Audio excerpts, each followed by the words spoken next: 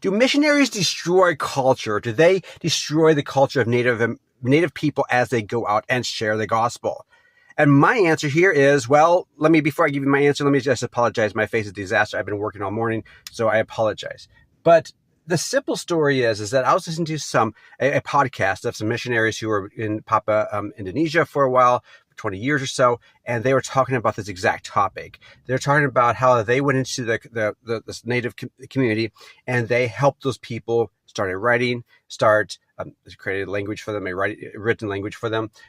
With their indigenous language, they also helped with medical care and really learned their culture and who they were before they even started sharing Christ. And it took them like 5 years before they started sharing Christ because they wanted to really understand the culture and understand the people and help them out as much as possible, both physically and writing and technology. Now, you could be like, hey, would these people want to be living that way? Of course not. They don't want to be living in poverty. They don't want to be living in such a destructive environment. It's a hard life.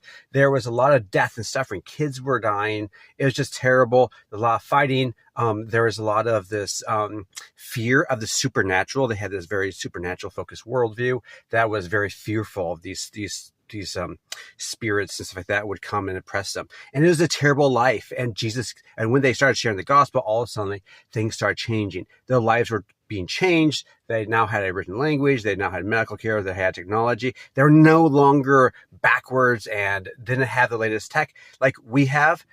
Now think of yourself like, oh, that's terrible. You're destroying their ability to do the natural stuff. Well, do you really want to be living in a situation like that? Of course not. If you do, go live that way. You can go live that way in a high technology situation like in the West. But if you don't have that, you need to have the option to do it. We have technology here. And also we have the gospel, which actually changed their lives. Instead of fighting and warring, all of a sudden these people were working together. Instead of cutting their kids' fingers off and all sorts of other crazy stuff that these missionaries are talking about.